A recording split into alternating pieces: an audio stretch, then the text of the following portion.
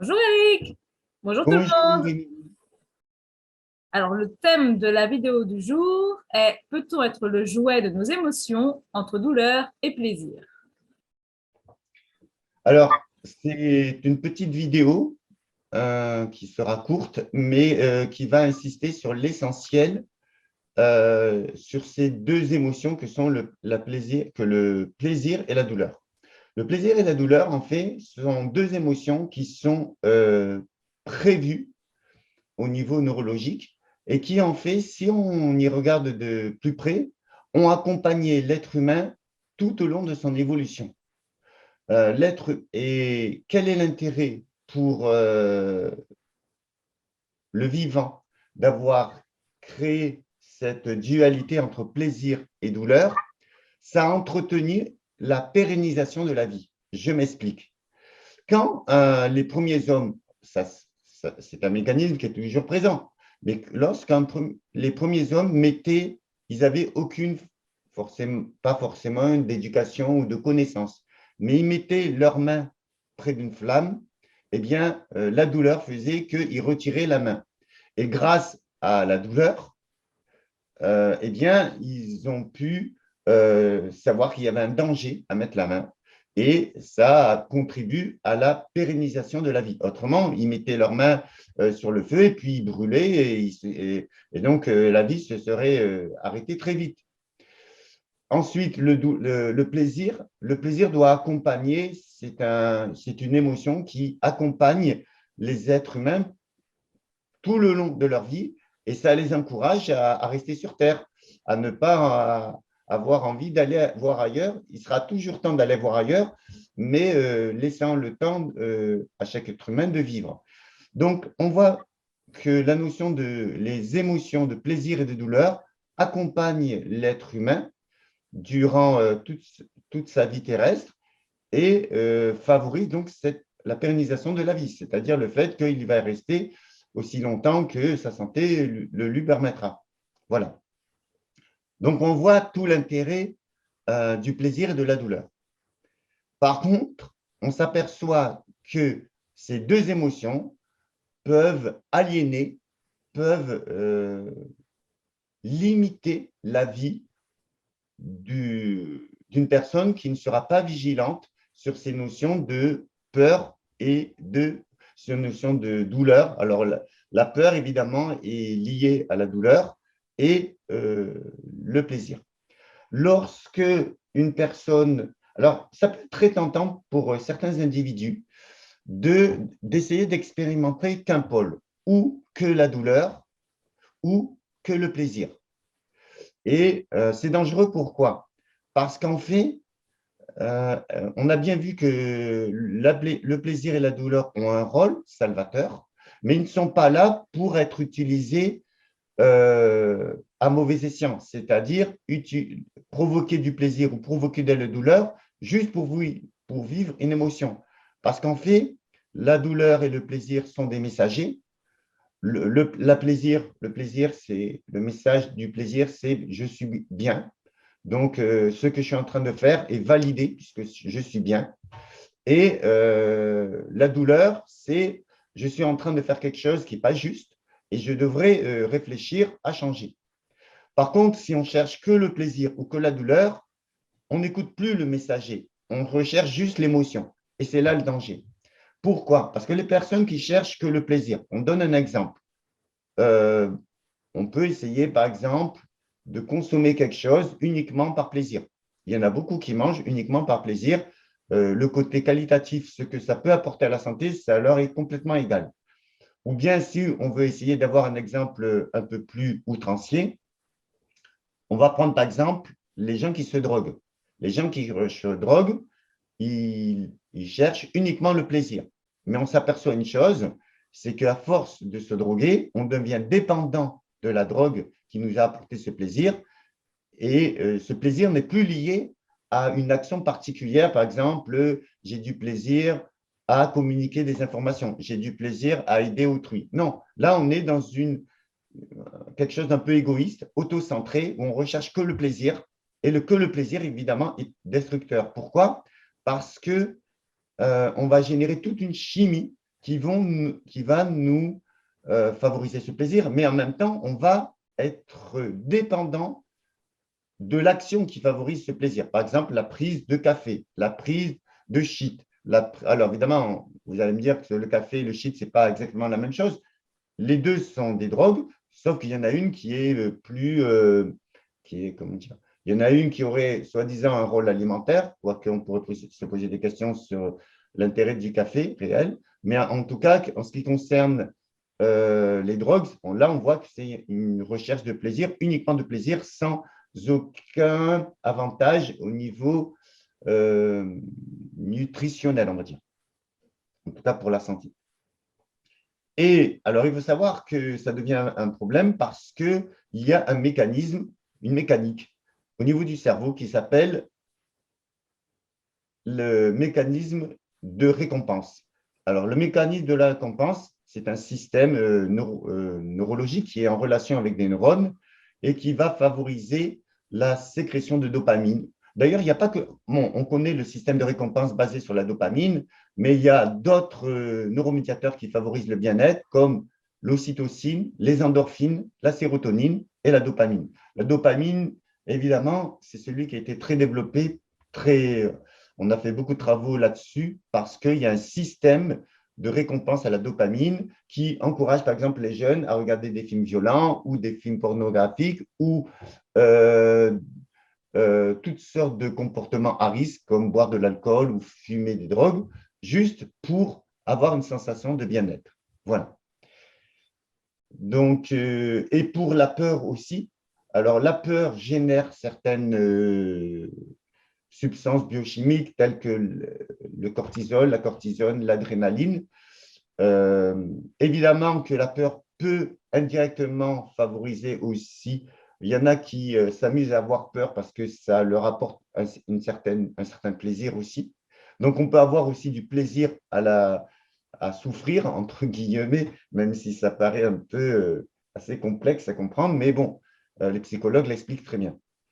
Donc, quelqu'un qui reste sur ces deux gammes d'émotions qui sont antagonistes, mais qui sont en interrelation plaisir-douleur, va avoir une vie qui va être limitée en termes de gamme d'émotions.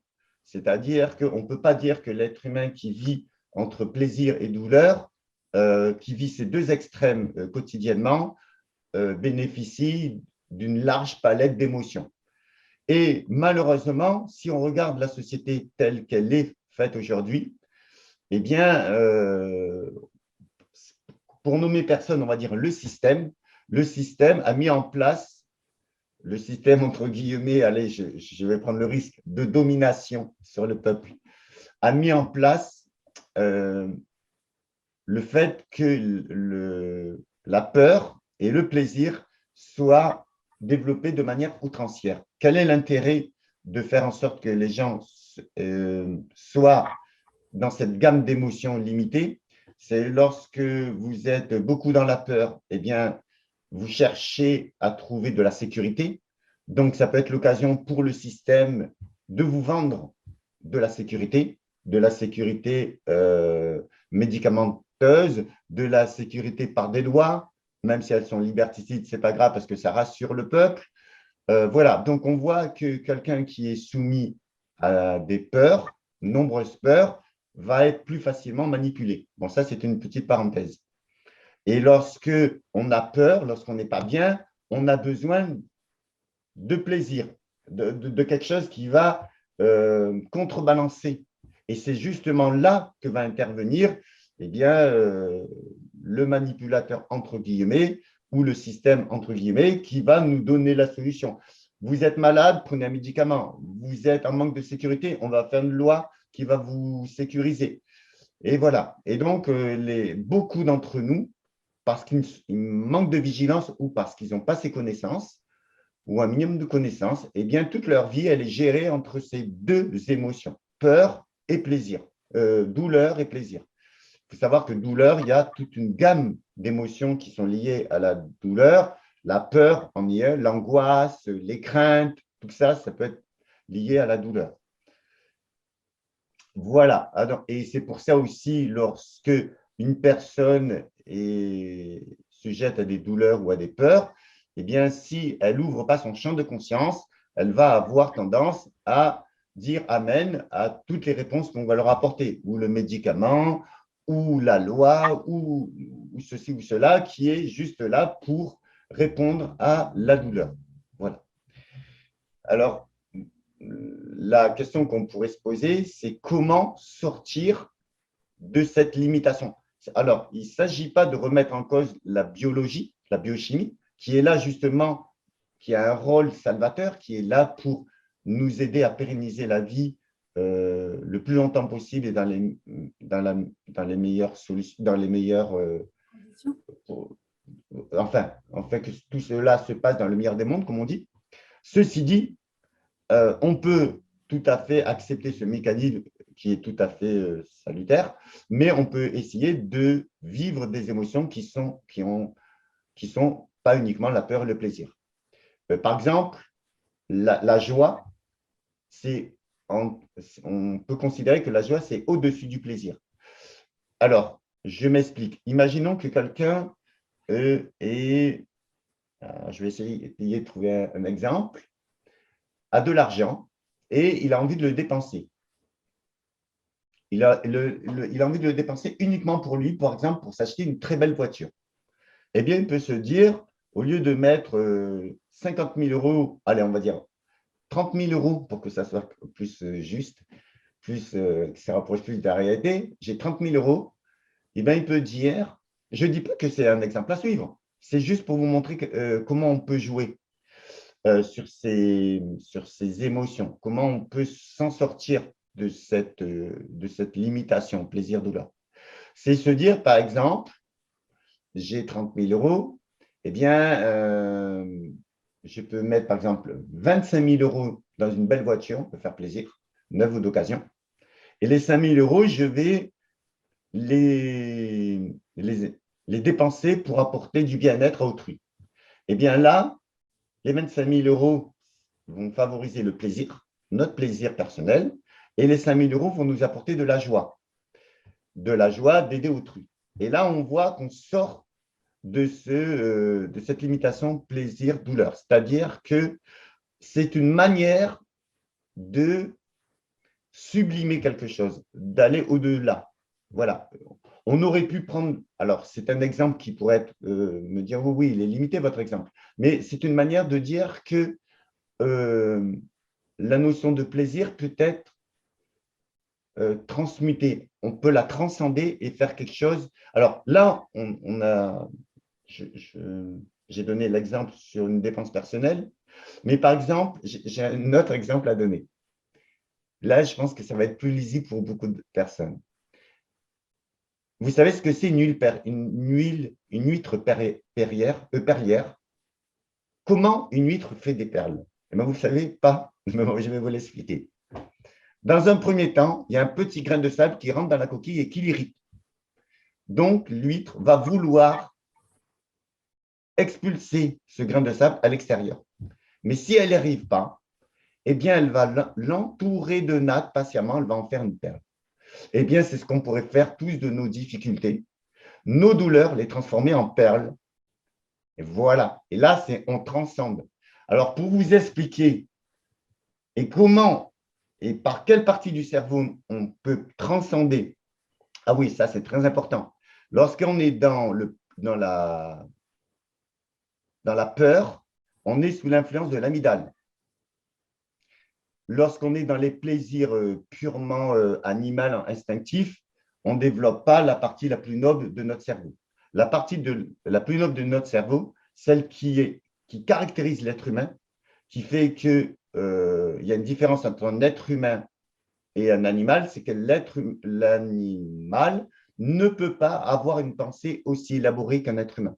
Il ne peut pas aller dans le passé ou faire une projection dans le futur. Il ne peut pas faire ça. Il n'a pas une pensée complexe parce qu'il ne bénéficie pas du cortex préfrontal. C'est cette partie du cerveau qui nous permet d'avoir une pensée élaborée, développée. Et il y en a qui l'appellent le sage.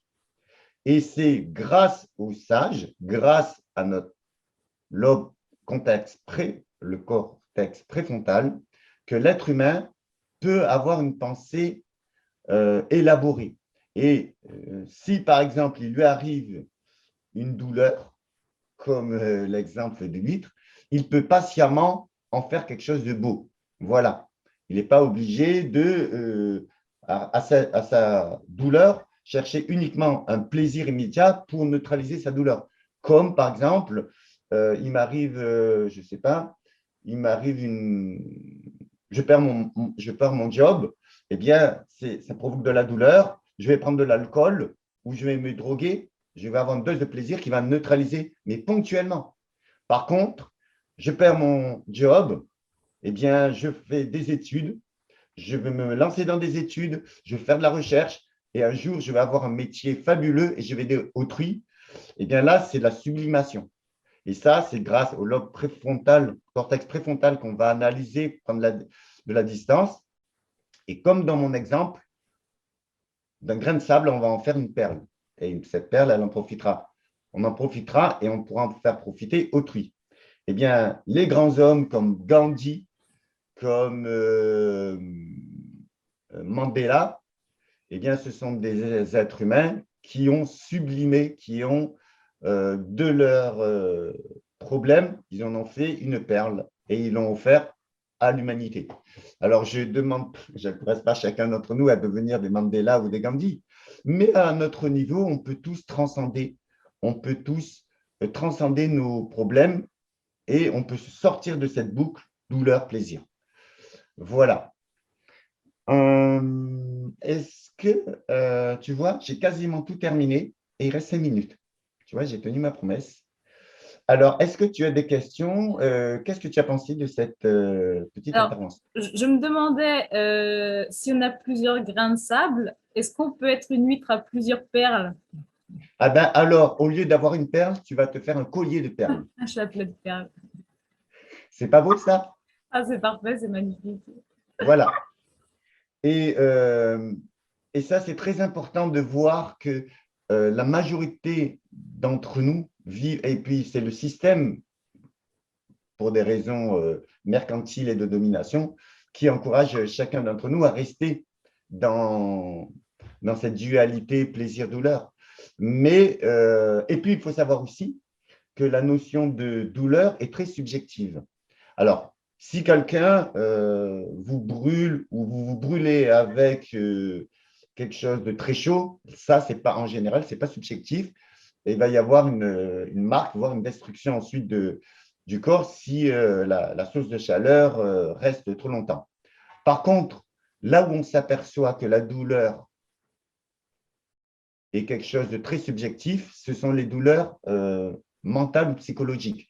Par exemple, je vais donner un exemple. En Occident, il est de coutume d'être triste lorsqu'une personne vient à décéder. Ça génère de la tristesse, voire de la colère, voire toute une gamme d'émotions, mais en tout cas, en général, les gens ne sont pas bien. Eh bien, dans certaines cultures, le fait qu'une personne décède, c'est une source de joie, parce qu'ils se disent que le décédé va avoir accès à un autre monde. Donc, on voit que, parce qu'il y a un autre système de croyance, il y a une autre catégorie d'émotions ayant pour origine la même cause, le décès d'une personne. Donc, on voit que les émotions de douleur ne sont pas forcément liées à une réelle douleur, comme si je prends un coup ou si je me brûle, mais une douleur qui est tout à fait appréhendable par nos croyances, nos valeurs et nos schémas mentaux. Alors, si ce n'est pas dans vos croyances d'adhérer à l'idée qu'il existe